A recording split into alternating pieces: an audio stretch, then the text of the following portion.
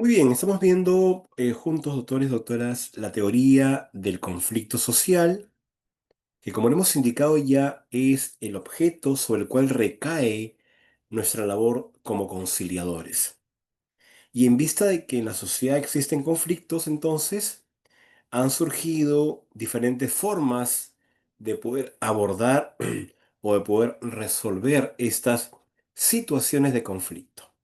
Y además se llaman sociales porque surgen, se desarrollan en el seno de la sociedad. ¿A partir de qué? A partir del intercambio, de la comunicación, de la relación, de la interacción personal. Luego vimos también las distintas percepciones que tenemos las personas acerca del conflicto. Vimos una percepción, por ejemplo, tradicional, en la cual se percibe el conflicto como algo negativo, algo que causa angustia, temor, preocupación.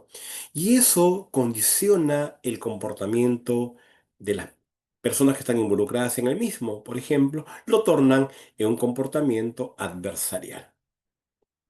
Una segunda percepción es la percepción de las relaciones humanas, por la cual se le percibe o considera el conflicto como algo natural, como algo inherente, propio de todo grupo humano, de toda sociedad.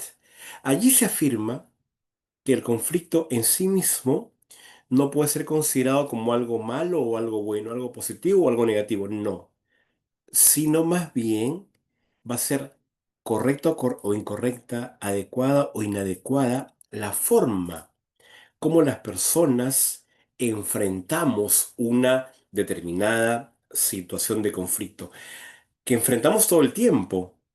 Todo el tiempo ustedes y yo tenemos conflictos con otras personas. El tema es cómo los resolvemos. Ahí gira un poco la diferencia entre algo correcto y algo incorrecto. Y la tercera percepción de los conflictos es más bien una percepción positiva. Pues se puede considerar al conflicto como algo positivo, como algo bueno. Es decir, como un reto o como una oportunidad. Un reto tanto para los conciliadores como para las partes y una oportunidad sobre todo para ellas para poder resolver algunos temas que venían siendo de repente postergados o olvidados en el tiempo. A partir del surgimiento, de la aparición del conflicto, no les quedó más remedio que afrontarlo y tomar al toro por las astas.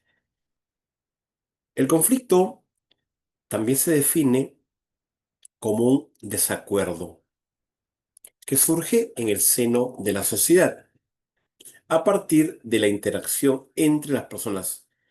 Situación en la que las partes involucradas perciben tener objetivos, intereses o necesidades diferentes o incompatibles, pero que cuyo resultado, el de esta situación, siempre dependerá del comportamiento adoptado por cada una de las partes. Las partes, repito, tienen un comportamiento determinado y eso da lugar a que se resuelva o no un conflicto y sobre todo en qué sentido o en qué términos se resuelve dicha situación de conflicto. Luego vimos que encontramos dos clases de conflictos muy marcadas. Los conflictos intrapersonales, que se desarrollan en el fuero interno de las personas, respecto de dudas, decisiones, incomprensiones, etcétera. Temas que no son materia de conciliación, ¿no? Lo que le pasa a cada uno en su interior, no lo voy yo a someter a un procedimiento conciliatorio. Pero también hay conflictos interpersonales en los que participan dos o más partes, sean estas partes personas naturales o jurídicas. Por ejemplo, podría participar el gobierno regional de tal ciudad con un contratista, o tal empresa con un comprador, o dos personas que han celebrado un contrato de mutuo o de préstamo. Pueden perfectamente entre ellas surgir una situación de conflicto. Entonces, en un conflicto intrapersonal, ojo, se da entre dos o más partes. que pueden ser, repito, personas naturales o jurídicas, quienes perciben que tienen objetivos, intereses o necesidades incompatibles o simplemente no coincidentes. Los conflictos interpersonales sí son abordados por la conciliación y tienen una serie de características. La primera de ellas es la ya mencionada presencia de dos o más partes. ¿Qué más?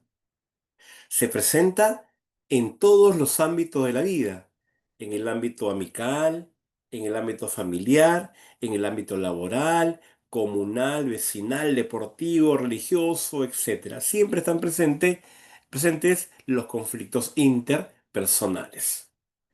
Son inevitables, por más que usted tenga la sana intención que en su vida diaria no surjan problemas. Usted se va a dar cuenta que por una razón u otra siempre surgen situaciones de conflicto. Y no está mal que surjan. Lo que va a estar bien o mal es la forma como usted los aborda, los enfrenta, los resuelve.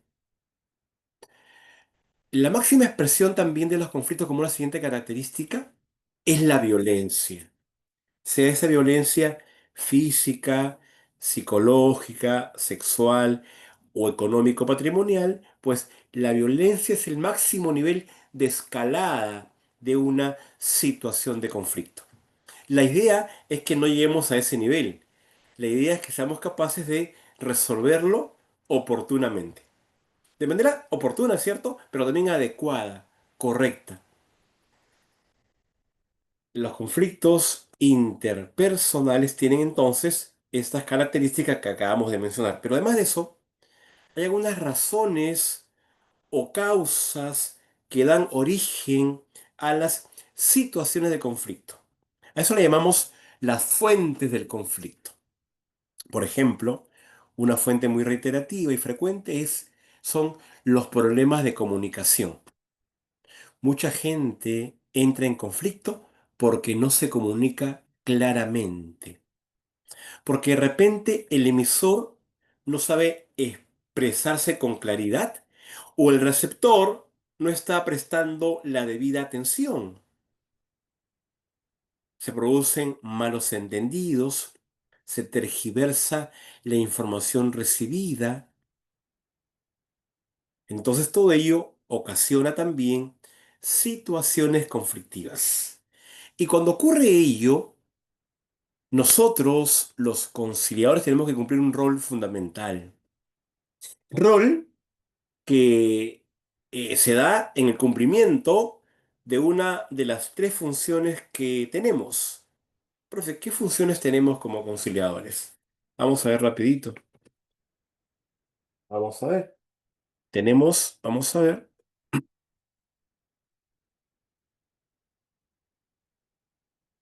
funciones del conciliador.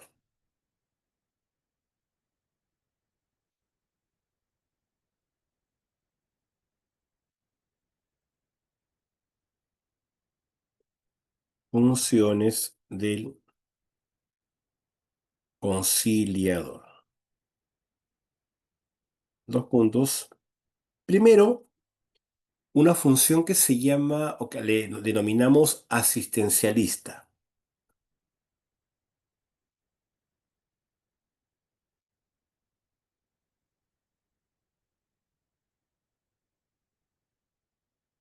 ¿Ya? Por la cual el conciliador asiste, apoya o colabora con las partes en la búsqueda de una solución consensual. No cualquier solución, una solución que sea producto del acuerdo de voluntades, no de la imposición de alguno de ellos, sino, repito, del consenso. ¿Correcto? La segunda función es la función facilitativa. por la cual, por la que el conciliador facilita el diálogo entre las partes. Y acá viene lo que estaba explicando hace un instante. Cumpliendo el rol de facilitador de la comunicación. ¿Y por qué traje a colación este tema? Porque señalé hace un instante que muchos conflictos interpersonales surgen por problemas de comunicación. Entonces, en vista que eso ocurre, nuestra labor es fundamental, siendo una de nuestras funciones la que está aquí consignada. El hecho de ayudar a las partes a que se comuniquen mucho mejor. Profe, ¿cómo lo hago? Por ejemplo, hablando con claridad, escuchando con mucha atención, practicando lo que se llama la escucha activa de parte de los conciliadores. Profe, ¿qué más? Formulando preguntas pertinentes, oportunas, claras, precisas, con un lenguaje accesible. Haciendo resúmenes de lo que las partes nos cuentan. Haciendo parafraseos. ¿Por qué no también reuniéndome por separado con cada una de las partes? En todo esto que he mencionado y mucho más, consiste nuestra labor de ser facilitadores de la comunicación. Y la siguiente función, la número 3, es la función propositiva. Propositiva. Por la cual el conciliador está facultado a proponer una fórmula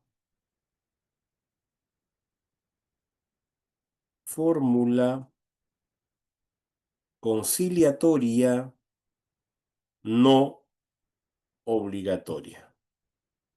Fórmula conciliatoria no obligatoria, ¿correcto? Que las partes podrán aceptar o rechazar libremente. Ah, profesor, pero no estoy yo obligado a proponer. No, no, no, no, no. Yo propondré siempre y cuando considere que he encontrado más o menos una propuesta que sea satisfactoria de los intereses de ambas partes, tanto del invitado como de la parte solicitante. Mi propuesta debe ser efectivamente, repito, mutuamente satisfactoria. Y en eso consiste la función propositiva del conciliador. Muy bien, pero estamos estudiando ahorita lo que son las fuentes de los conflictos, las razones por las cuales pueden surgir situaciones conflictivas. Hemos dicho problemas de comunicación. Profe, ¿qué más? La escasez de recursos como un segundo tema. Claro, recursos dependiendo de en qué ámbito nos encontremos. Recursos de repente básicamente económicos, de bienes, de capital, de personal humano. Todo ello puede originar que surjan problemas, ¿no? La escasez de recursos es un tema muy recurrente como causa de los conflictos. Allí, ¿qué solución se ha propuesto o qué se propone en general? Por un lado, se propone hacer una nueva distribución de los recursos con los que se cuenta, porque de repente no es que falten recursos, sino que a veces ocurre que están incorrectamente distribuidos. Entonces allí se busca, reitero, una redistribución distinta, nueva, que permita satisfacer las necesidades prioritarias, las necesidades básicas. Pero también se habla en conciliación, es interesante esa propuesta, de antes de comenzar a ver cómo buscar unas soluciones en la escasez de recursos, se busca agrandar el pastel. ¿Pero qué significa eso de agrandar el pastel? Significa incluir o incorporar dentro de la mesa de conversación algún recurso personal que tenga el invitado o que tenga el solicitante y que pueda servir de posibilidad de compensación, de propuesta de pago. Se me ocurre. Estamos viendo un tema de deuda de dinero, ¿correcto? Deuda de dinero, de repente de 2.000 soles. Y el deudor sostiene que no puede pagar los 2.000, que tiene ahora de repente 500 y que también está en la posibilidad de brindarle algún tipo de servicio al acreedor por otro monto de 500. Y le preguntamos qué tipo de servicio. Bueno, yo soy pintor, gafitero, electricista, hago todas las cosas del hogar. De repente él quiere que yo haga algo eso. Evaluamos una especie de obligación de hacer, que debe ser cuantificado también para que luego se pueda exigir el monto, ya no la conducta de repente, pero sí el monto porque se cuantificó a cuánto asciende esa labor que iba a realizar él como parte de pago. Repito, ¿ah? Estamos hablando de lo que se llama agrandar el pastel, incorporar dentro de la conversación algún recurso personal con el que las partes cuentan y pueda servir también para llegar a un acuerdo de repente con esa propuesta. Como les contaba yo hace un instante, de esta obligación de hacer de parte de un deudor para con el acreedor, pero siempre y cuando esa obligación también se cuantifique monetariamente. Pues, a cuánto asciende ese valor de trabajo realizado, esa obligación que va a ser la parte deudora. Como ejemplo. Profe, se llama eso agrandar el pastel. ¿Es válido? Sí, es perfectamente válido. ¿Qué más? También muchos conflictos surgen por las diferencias en las escalas de valores. Los valores también pueden provocar que surjan conflictos, sobre todo cuando alguna persona pretende imponer su propia escala de valores a los demás. A veces ocurre eso con los temas religiosos. Hay poca tolerancia a veces a la diferencia, al pensar distinto, al comportarse distinto, al opinar diferente. Entonces, aquí yo traigo a la colación la expresión la tolerancia. ¿Qué es la tolerancia? Bueno, hay muchas formas de definirlo, pero ¿qué en concreto qué significa? Significa reconocer y aceptar que las personas pueden tener un pensamiento, un punto de vista, una opinión distinta a la nuestra, pero igualmente válida. Y entonces yo a veces recurro a una expresión que me sirve a mí mucho. Digo lo siguiente yo, bueno, señor, yo comprendo su punto de vista, pero yo pienso diferente. Y no estás ofendiéndolo, estás siendo tú tolerante.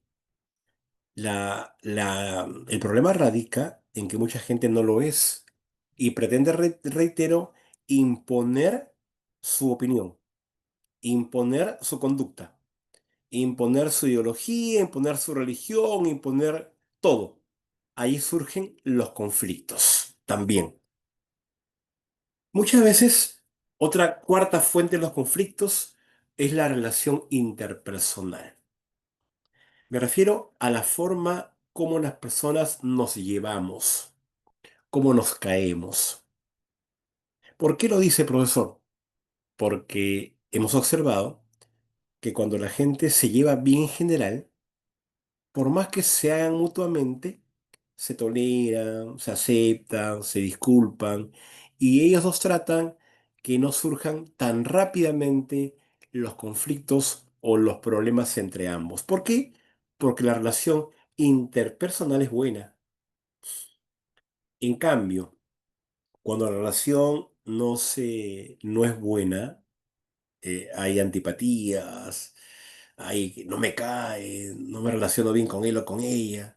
Por más pequeño que sea un inconveniente, entre ellos dos surgen rápidamente una situación de conflicto. Entonces, la relación hay que cuidarla, hay que mantenerla, hay que fortalecerla. Pues bien, yo les cuento algo. A nivel conciliatorio, y acá voy nuevamente a la pizarrita, a nivel de conciliación, los conciliadores tienen un objetivo muy claro, ¿no? Vamos a ver acá.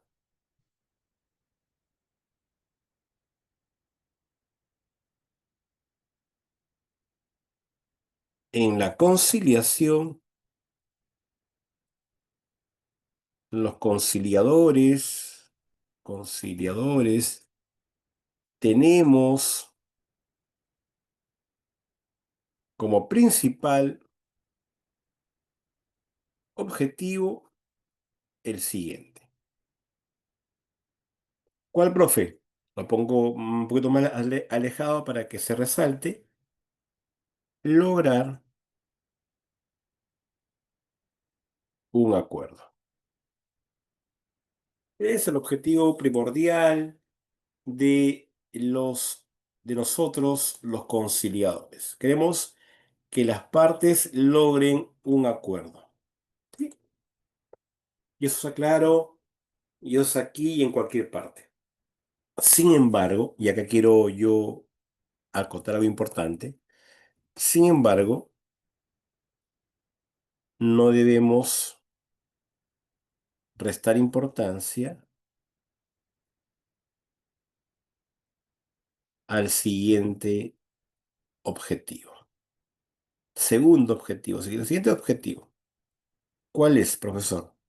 ¿Habrá otro? Claro, tiene que ver con lo que estoy explicando, por eso lo traigo a colación. ¿Qué cosa es? Mejorar la relación interpersonal. A ver, profesor, vamos a ver, ¿ah?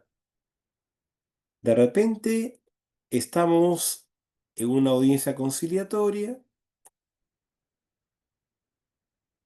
hemos logrado un acuerdo conciliatorio entre A y B, y yo observo la salida de ellos dos de la sala de audiencia y del centro de conciliación, y veo que se van mirando pues muy serios los dos, que no se han despedido, que por allí uno levantó la mano así como señal de disconformidad. Entonces yo digo, vamos a ver, mi análisis no personal. Bueno, está bien, he logrado que el señor Pedro se comprometa a pagarle a Juan lo que le debe, la suma de 10.000 soles, en 5 armadas de 2.000 soles cada una, para pagarse el primer día útil de cada mes, en la cuenta número tal, cuyo titular es el señor Juan. Todo eso lo he logrado. Y está bien. Pero acabo de ver a los dos y se van con una cara, con una mirada.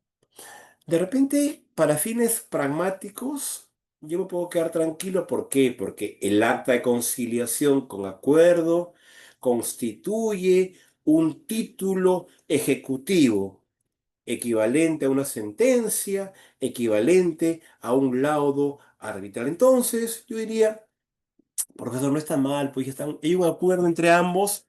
Finalmente, si no se cumple, la parte afectada podrá recurrir al Poder Judicial para exigir su cumplimiento.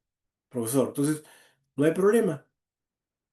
Pero si no eres tan pragmático y eres más bien un poco buscando el tema de la forma de ver la interacción, las relaciones personales, tú dirás, un segundo, se han ido molestos los dos. Me faltó trabajar un poquito en ese tema, cómo mejorar la relación entre ambos, más allá del acuerdo que es importantísimo, por supuesto. No está de más que nosotros, los conciliadores, a partir de nuestra intervención en la audiencia, busquemos restablecer, mejorar o al menos no deteriorar la relación interpersonal. Profe, pero ¿cómo lo logro? Con nuestras intervenciones. Si yo recalco un comportamiento negativo, lo enfatizo, lo refuerzo, lo vuelvo a preguntar algo que no ayuda, de hecho que voy a reforzar la antipatía. Señor, entonces usted señala que le ha debido 5 meses, ¿no? Sí. Y nunca lo llamó para decirle por qué no podía pagar, ¿no, señor? Sí. Si yo hago ese comentario y ese reforzamiento, ¿qué voy a ayudar a que la situación entre ellos dos mejore? No, pues. Ese tipo de intervenciones no ayudan, afectan, perjudican, porque estoy reforzando una inconducta, un mal comportamiento, algo que no es grato ni para uno ni para otro. Ah, ¿y por qué hablo de ese tema? Porque hace un ratito les contaba yo a ustedes que una de las fuentes de los conflictos es justo el tema de la relación interpersonal.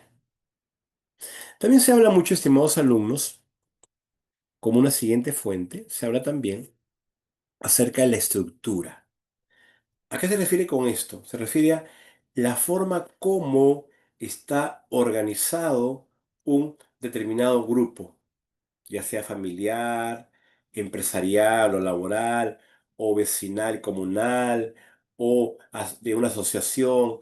Esta estructura a veces también origina problemas cuando, por ejemplo, no se han delimitado claramente cuáles son los roles y las funciones de cada uno de los niveles, por ejemplo, jerárquicos, ¿no?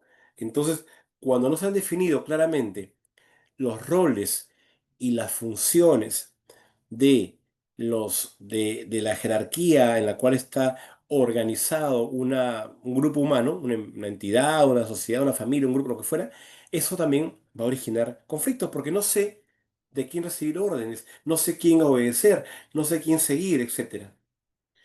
O de pronto, también podría ocurrir lo siguiente, que un grupo humano que debería tener una estructura de repente horizontal, por algún motivo se convirtió en una estructura vertical, de repente en la cual prima el autoritarismo, la verticalidad, valga la redundancia, y no hay una verdadera, de repente, democracia en el sentido más lato de la palabra. Entonces, esa estructura jerárquica puede originar descontentos, que la gente no esté conforme con algo, que haya un resentimiento y que la estructura entre en conflicto permanentemente. ¿Por qué? Porque no se han definido bien los roles de repente o porque no se ha organizado adecuadamente dependiendo de qué tipo de organización es esta. ¿Correcto? También muchos mencionan que otra fuente de los conflictos, aunque parezca mentira, son los hechos en sí mismos. ¿Y en qué medida? En la medida de que la percepción que tenemos las personas respecto de los hechos puede ser pues distinta. Ah, profe, una percepción respecto a algo, a ver, se me ocurre algo muy sencillo, muy simple, ¿no? Muy simple. De repente, usted no llama por teléfono a alguien en el transcurso del día porque no quiere interrumpirla o interrumpirlo en su trabajo. Entonces, tu percepción es que yo no lo llamo porque soy respetuoso y no quiero interrumpir. De repente, la percepción de la otra persona es la siguiente. No me llama porque no le intereso, no se preocupa por mí y no está pensando en lo absoluto en mí como persona. Por eso es que no me llama. Los hechos son uno solo, que es la falta de llamadas durante el día. La percepción que tiene una persona respecto a eso es el respeto que está guardando, la consideración. El otro dice, no tiene ningún tipo de consideración ni respeto porque no le interesa, por eso no hay ninguna comunicación durante el día. Y así ocurre en muchos temas diversos. Los hechos y la percepción que tenemos cada persona respecto de los mismos son distintos. Y eso va a originar, reitero, situaciones de conflicto. ¿correcto? Muy bien, seguimos avanzando. Ahora vamos a ver rápidamente cuáles son los principales elementos de una situación conflictiva. Primero déjenme capturar por favor esta pantallita.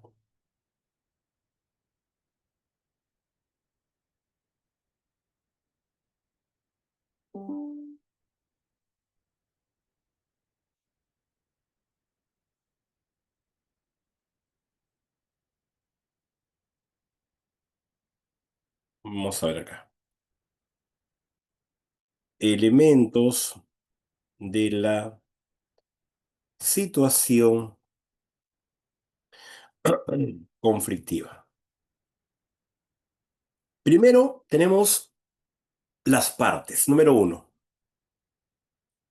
las partes. En un manual también he revisado una vez que le llaman los agentes. Las partes son los agentes. ¿Quiénes son?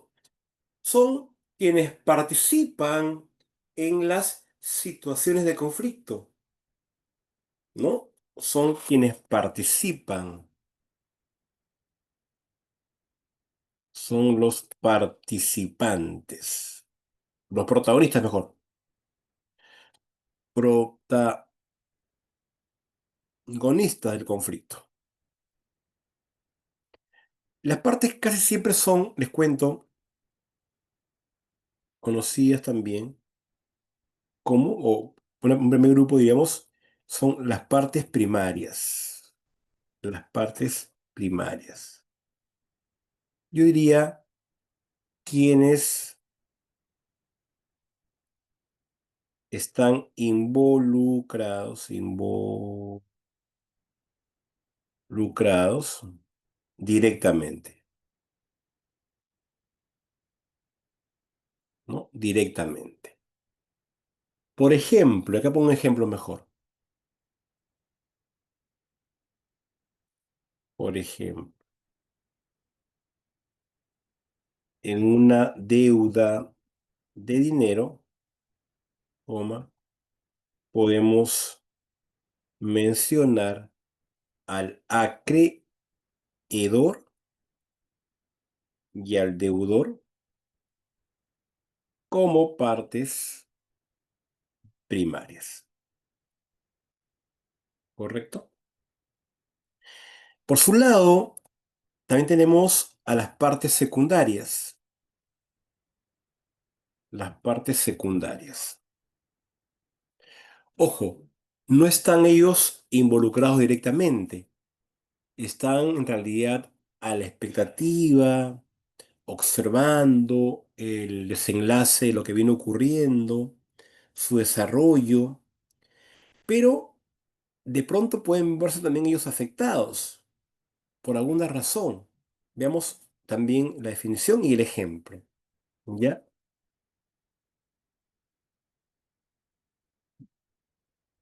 No están involucrados directamente, pero pueden verse afectados.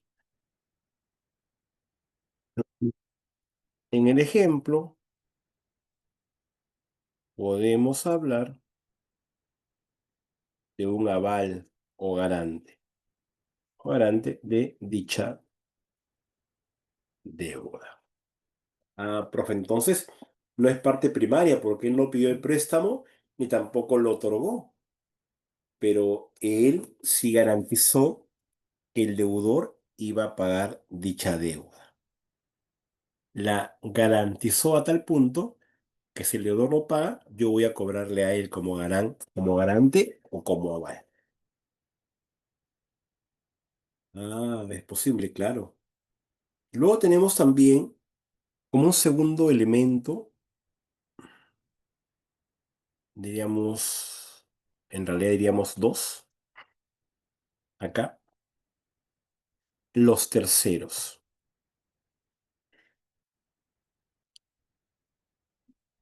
Acá vamos a hablar de terceros, terceros positivos positivos, aquellos que coadyuvan a encontrar una solución, coadyuvan a mejorar la comunicación y a encontrar una solución. Por ejemplo, hablamos de los mediadores, los conciliadores. Profesor, tengo una pregunta. ¿No son lo mismo? La respuesta es no, ¿correcto? La conciliación en Perú tiene un aspecto más formal porque hay una ley de conciliación, hay un reglamento de la ley, hay una obligatoriedad de conciliar previamente interponer una demanda judicial, por ejemplo. En cambio, en caso de los mediadores en el Perú, no se encuentra este mecanismo alternativo a la mediación legislada en realidad. Entonces, los mediadores tienen una intervención real, pero más informal, ¿no? Más flexible. Un mediador puede ser, por ejemplo, usted está en el trabajo, se entera que dos compañeros han tenido una discusión muy fuerte y usted, como sabe que eso puede afectar al trabajo, usted va a conversar con los dos para tratar de enterarse qué pasó y sobre todo de resolver esta situación. Usted está actuando allí como un mediador. De repente en la familia hay alguna discusión, ¿no? En la familia y usted se entera y usted dice, tengo que intervenir de todas maneras. Lo llama a uno de ellos o alguno de ellos lo llama a usted y usted se constituye esa persona y actúa como un mediador. O sea, la mediación en el Perú es en realidad una actuación no formal, más bien informal, espontánea, pero igual tú estás tratando de ayudarlos a ellos dos para que resuelvan su problema. Por ello se afirma aquí que eres un tercero positivo. Pero también hay terceros, yo diría, terceros negativos. Terceros negativos, ¿no? Son aquellos más bien que se ponen del lado de cada una de las partes para enfrentarse a la otra, convirtiendo un conflicto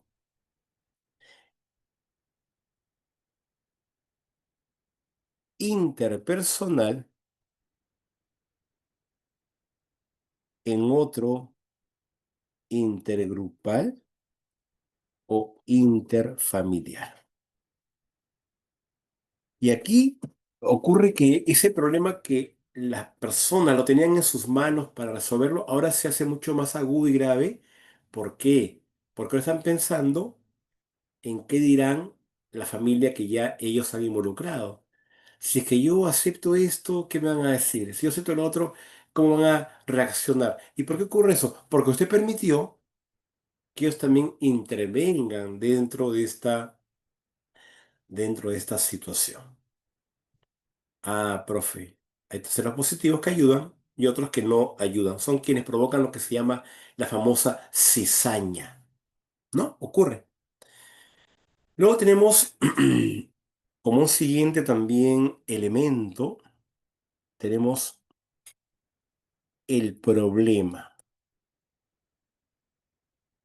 El problema en sí. ¿Cuál es el problema? ¿Cuál es el asunto problemático? Algunos dicen, por ejemplo, acá, ¿cuál es el nudo problemático? También hablan de el meollo, el asunto. Son expresiones que lo pongo acá ya para que nos recordemos. El nudo problemático. También se habla mucho de el meollo del asunto, como temas, como el principal tema de preocupación de cada una de las partes. Ahora, ¿cómo llega este problema, por ejemplo, a la conciliación? Este problema llega a la conciliación por medio de una solicitud. ¿Correcto? Acá lo coloco. El problema llega a la conciliación a través,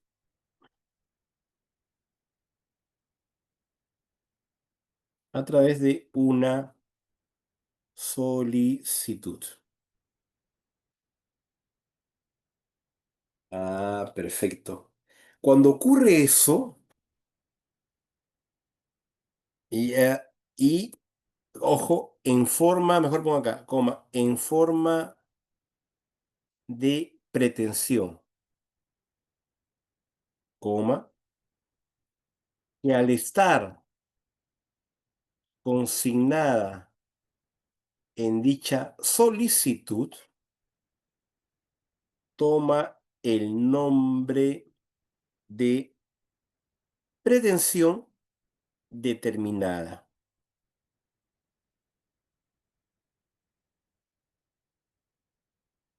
Ah, porque la hemos colocado dentro de la solicitud. Por ejemplo, que mi inquilino cumpla con pagar los 4 meses de renta que nos está debiendo. No hay un requerimiento de pago de alquileres. Hay un tema de una deuda producto de un pago de alquileres que es la pretensión que yo tengo. Que él cumpla con pagarme los meses de renta, cumpla con el contrato en cuanto a esta prestación del pago de la merced conductiva. En vista que he consignado yo eso en la solicitud, esta pretensión toma el nombre de pretensión determinada.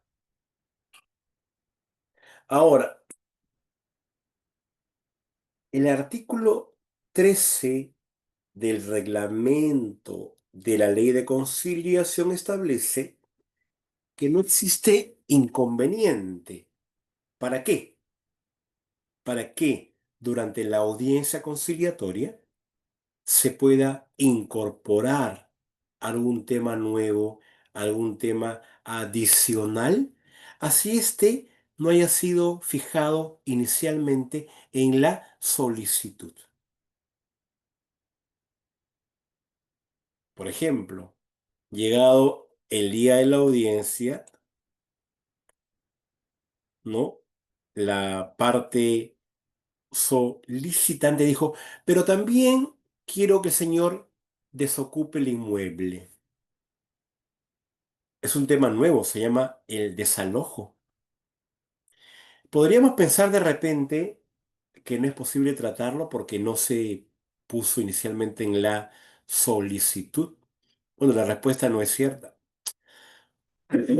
Sí es posible tratarlo.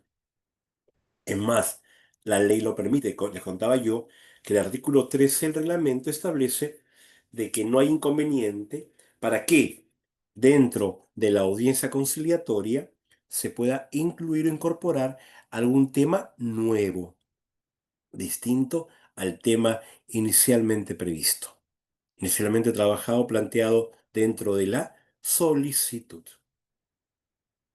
Muy bien, eso lo pongo también aquí para no olvidarnos ya en la pizarra. Miren ustedes, ¿ah?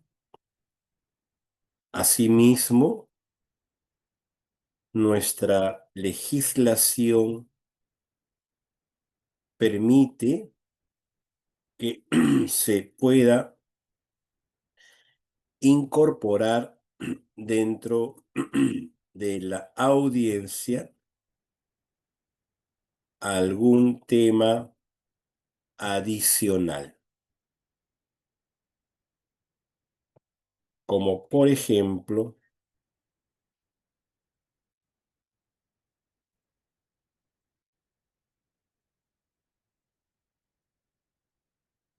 el desalojo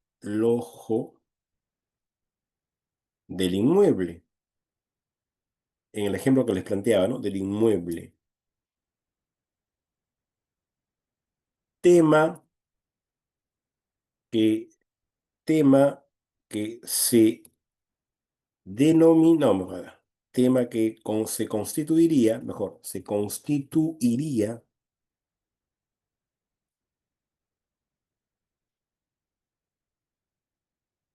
en una pretensión, ojo, determinable.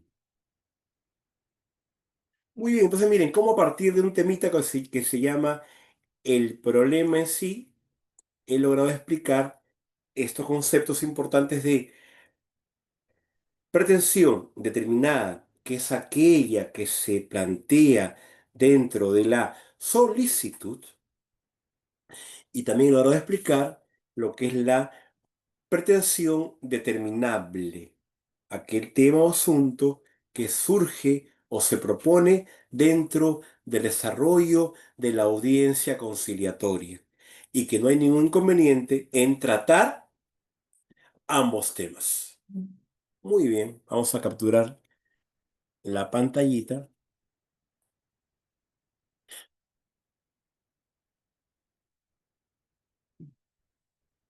Muy bien,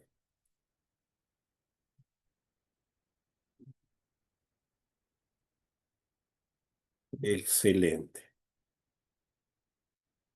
Entonces, ya estamos, los estimados alumnos, doctores, trabajando lo que se llaman los elementos del conflicto, ¿sí? Los elementos del conflicto que son los, hasta ahora hemos trabajado uno, dos, tres, cuatro.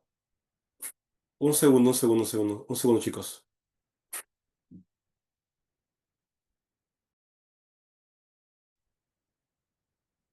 Muy bien, estamos trabajando entonces los elementos del conflicto, ¿correcto? Hemos visto las partes, los terceros, ahora hemos visto el problema en sí mismo. Un cuarto elemento que también se encuentran en los manuales son las percepciones, lo veremos enseguida, ¿correcto? Es igual siempre con la pizarrita. Cuarto elemento, estimados alumnos,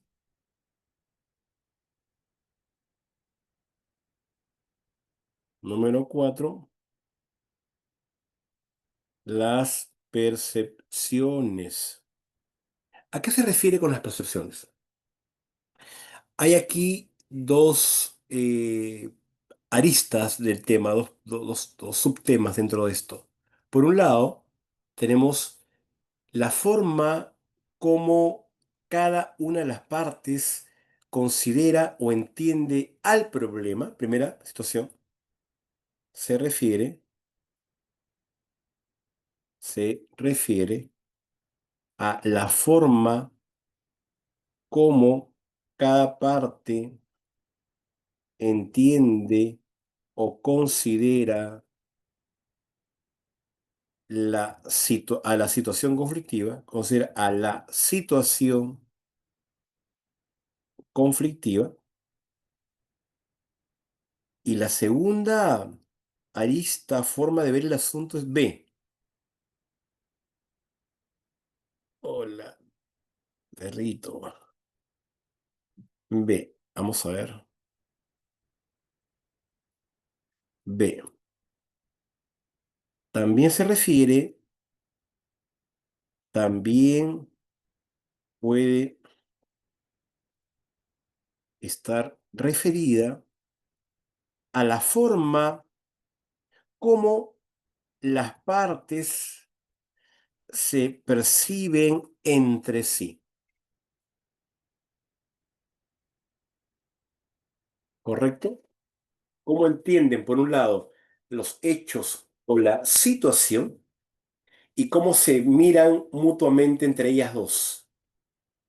qué percibe una de la otra.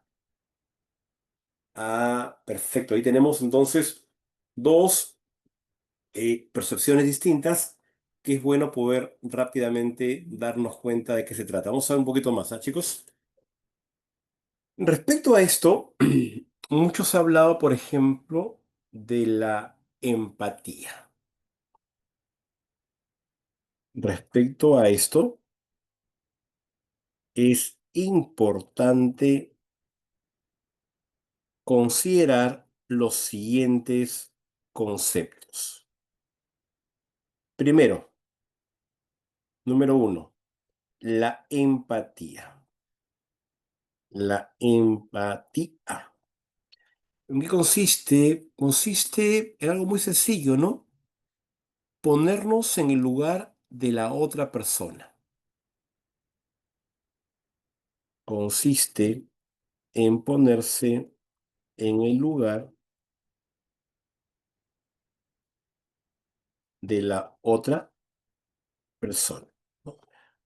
¿Cómo nos sentiríamos si estuviéramos en su posición? ¿Qué pensaríamos que hubiéramos hecho si estuviéramos en su lugar?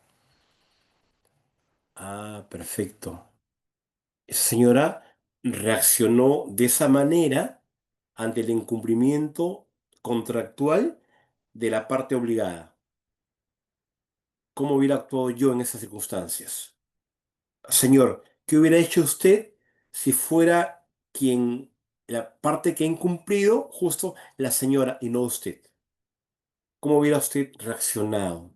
Ah, la empatía busca que una parte se ponga en los zapatos, en el lugar del otro. ¿Para qué? Para saber cómo se sentiría él o ella en esa situación. Junto con la empatía está el otro concepto que trabajé hace un instante, que se llama la tolerancia. Consiste en reconocer y aceptar que las personas pueden tener un punto de vista o una opinión distinta a la nuestra, coma, pero igualmente válida. Les decía hace un rato algo respecto a esto, ¿no? Les hacía una especie de expresión que para mí es muy útil, ¿no? Por ejemplo, yo digo lo siguiente: comprendo tu punto de vista, coma, aunque yo no lo comparta. Si lo digo y realmente lo siento y lo pienso, se va a sentir, se va a notar. Va a ser muy importante para el receptor que alguien me diga esto de corazón, sincera y realmente. Después de estos cuatro elementos, les cuento, estimados alumnos, vienen dos elementos para mí muy importantes, no solamente de la teoría del conflicto social, sino también y sobre todo, creo yo, del curso de conciliación, que son el número 5 y el número 6. Vamos a ver, 5. Las posiciones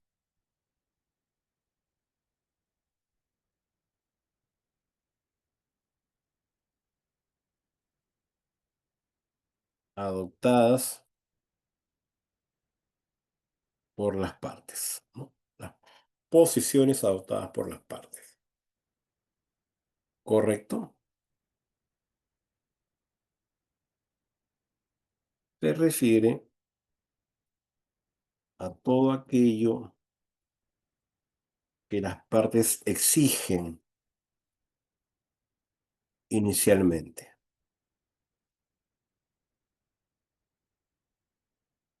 Una posición es aquello que las partes dicen querer, dicen querer. Ejemplo, miren, posición de un arrendador. Dos puntos, abrimos comillas.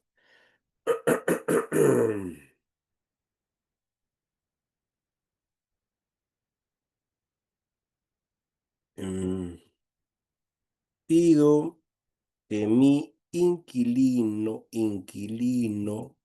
se retire del inmueble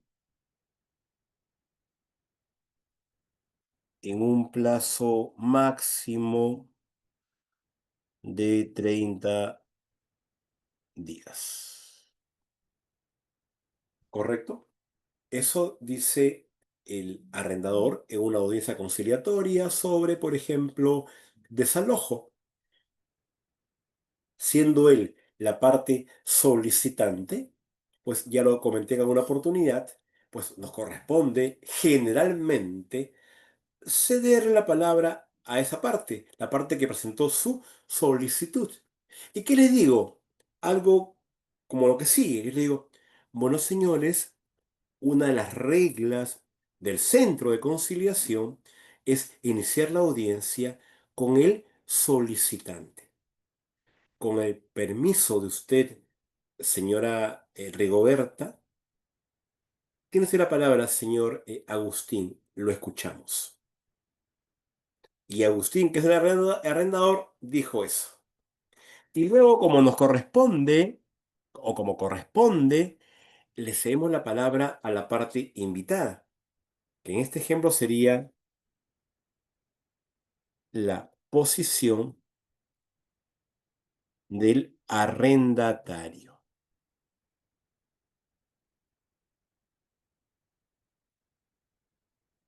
Y él dice lo siguiente, miren ustedes, él dice lo siguiente. Dice, solo le pido que me permita retirarme en un plazo de 4 meses. Muy bien, entonces yo ya tengo el pedido tanto del arrendador como el pedido del arrendatario. Estos pedidos toman el nombre aquí en conciliación de las posiciones adoptadas por las partes. Si es que no existiera el siguiente elemento que vamos a trabajar y tuviéramos solamente este concepto de posiciones nada más, lo que correspondería es que aquí en este momento empecemos a lo que se llama a regatear. Ah, profe, alguien planteó 30 días, alguien planteó 4 meses.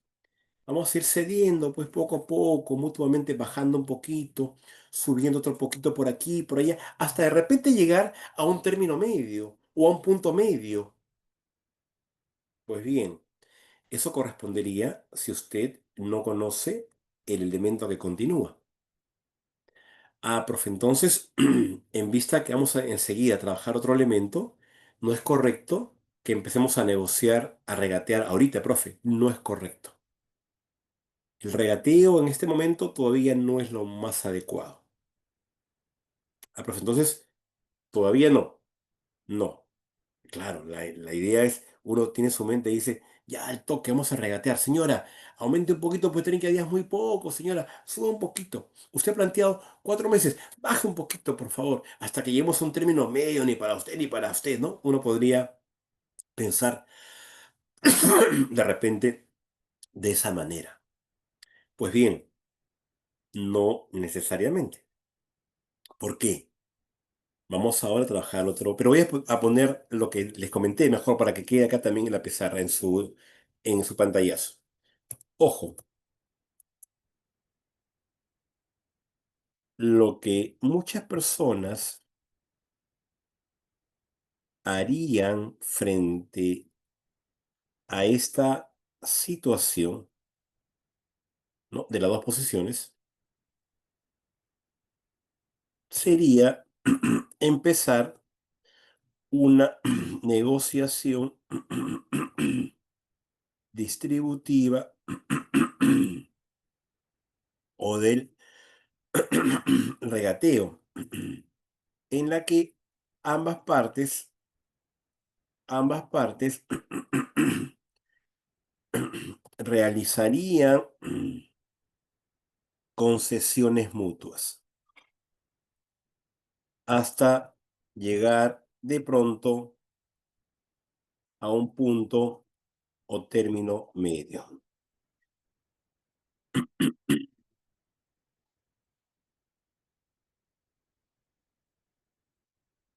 Ah, profe, entonces, eso es lo que harían muchas personas, eso es lo que haría mucha gente, comenzar a regatear como loco y tratar de salir del asunto de una vez negociando de esa manera. Pues bien, aquí enseguida voy a presentarles al elemento número 6 que se nos permitirá ver este asunto de una manera diferente.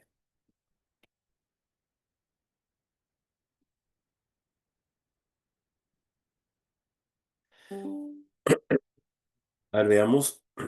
Ando con una tos seca, medio fastidiosa. Anoche tampoco me dejó dormir. Por eso que te pica la garganta y quieres toser, o tienes que toser. Así vamos a ir a la farmacia a ver que me indiquen algo por ahí. Vamos.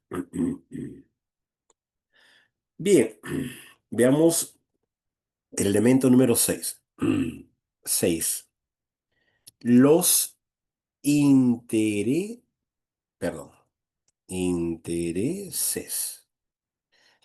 Ah, mire, pues, los intereses verdaderos de las partes son aquellos anhelos, sentimientos o necesidades que realmente tienen las partes. Son las razones o los motivos por los que presentan sus posiciones.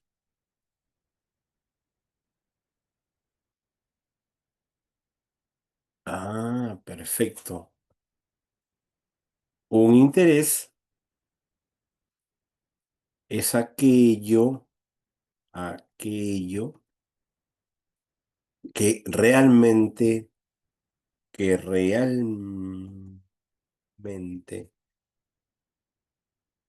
quieren o necesitan las partes. ¿Ya? Muy bien, muy bien. ¿Recuerdan el ejemplo hace un rato, el ejemplo del arrendador y el arrendatario? ¿No? El arrendador decía, en su percepción, decía, yo pido que mi inquilino se retire de mi inmueble en un plazo de 30 días. Por su parte, el arrendatario lo que hacía era más bien indicar, está bien, me, me iré, pero solamente pido que me conceda un plazo de 4 meses para retirarme. Esas dos eran o son las posiciones adoptadas por cada uno de ellos. Profe, pero acá hay un concepto nuevo llamado los intereses. Sí. Vamos a ver. Entonces, la tarea de los conciliadores será descubrir o identificar los verdaderos intereses intereses de las partes que se encuentran ocultos detrás de,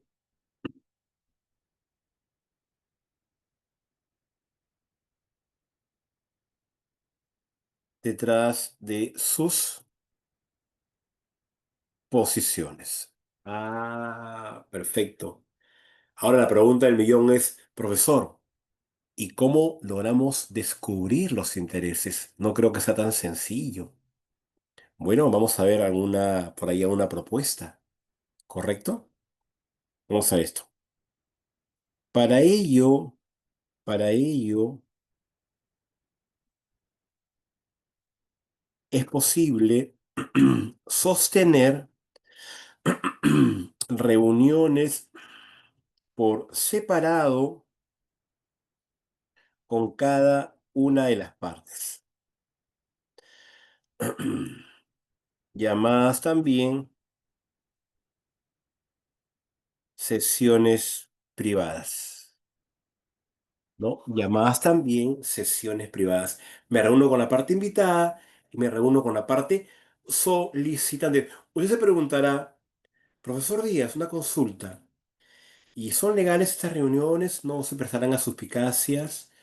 ¿No habrá algún tipo de duda? ¿Está bien que se hagan? ¿Usted les recomienda, etcétera? Bueno, debo responder, estimados alumnos, que es totalmente legal que nosotros, los conciliadores, decidamos sostener una reunión privada con cada parte. Ojo, por un tema de imparcialidad, con los dos. Uno por uno es cierto, pero con los dos. Ah, profe, con la parte invitada y con la parte solicitante. La respuesta es sí, con ambos. Muy bien, muy bien. Entonces, en estas reuniones privadas o por separado o sesiones privadas, ¿qué hago? En estas reuniones, en estas reuniones, formularemos alguna pregunta, como las siguientes. Algunas preguntas, algunas preguntas, como las siguientes. Ojo, miren, yo estoy en plena audiencia con la parte invitada y con la parte solicitante. Yo me percato que ellas dos están manteniendo únicamente sus posiciones. Entonces yo digo, uy, acá es importante que yo descubra cuál es su verdadero interés de uno y de otro. ¿Qué hago? Decido llevar a cabo una reunión por separado. ¿Correcto? Y lo digo de la siguiente manera. Bueno, señores, como les expliqué al comienzo de esta audiencia, tengo la posibilidad de conversar en privado con cada uno de ustedes dos. Considero que ahora es el momento más indicado para llevar a cabo estas reuniones. Por favor, señora, me acompaña y retorno con la otra parte, llevo a cabo esta reunión y allí, en ese momento, en privado, hago alguna de estas preguntas. Ya, chicos, veamos.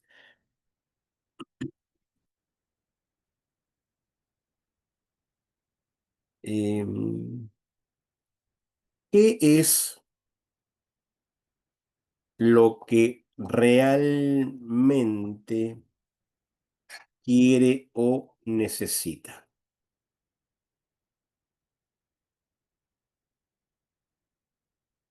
B.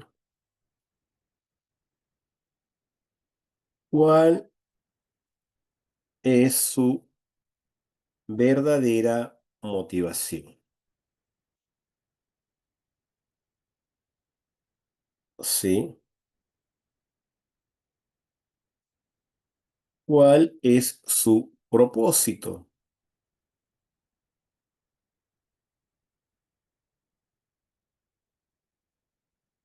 D. Debido a que ha planteado esta solución. Y así, ¿no es cierto?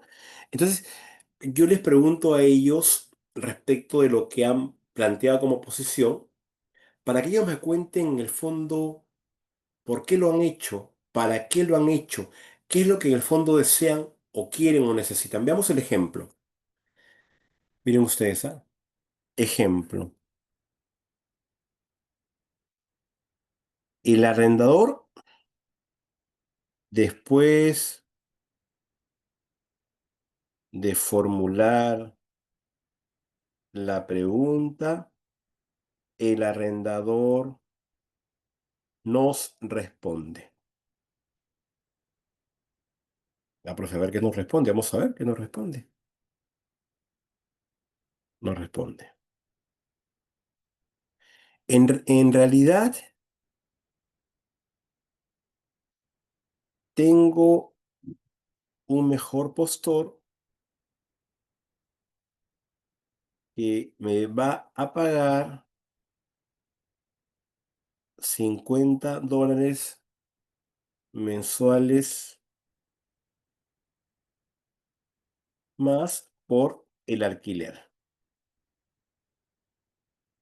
Eso me responde el arrendador. Y yo le pregunto luego al arrendatario también porque no se olviden que la pregunta es para ambos, pero en privado con cada uno, ¿ah? Y el arrendatario responde: estoy feliz en ese departamento, seguro y cerca de mi trabajo y la escuela de mis hijos. No quisiera irme. Ya. Muy bien. Y usted dirá, no, profesor, acabo de escuchar tanto al arrendador como al arrendatario. Y me doy cuenta, profesor, que lo que ellos quieren en el fondo no se opone realmente entre uno y otro, no es que sea totalmente contrario. Pienso que de repente podría haber alguna solución. ¿Usted cree? Sí, profesor. ¿Cuál? Que de repente le contemos al arrendatario que su arrendador considera que debería aumentar o incrementar la mensualidad del alquiler. ¿Y por qué no? De repente el arrendatario dice, bueno, sí, tienes razón, es justo. Está bien que aumente porque ha pasado ya 1 año y medio, así que 2 años. Entonces, ojo, miren ustedes, ¿ah? La importancia de conocer los intereses es que nos va a permitir tener más opciones de solución. ¿Por qué? ¿Por qué razón? Porque vamos a darnos cuenta de lo que en el fondo quiere cada uno de ellos, no lo que dice querer, que era, quiero que se vaya en 30 días, quiero irme en 4 meses. No, no, no, no. Lo que realmente quiere. Uno dice, yo realmente quiero recibir algo más como mensualidad. El otro dice, yo realmente quiero seguir viviendo allí porque para mí es muy cómodo y seguro estar en ese departamento. Y no son los intereses que estamos viendo ahí incompatibles, ¿ah? Hay allí alguna posibilidad de solución. Y eso vamos a seguir viéndolo mañana con unos ejercicios que dejaré en clase.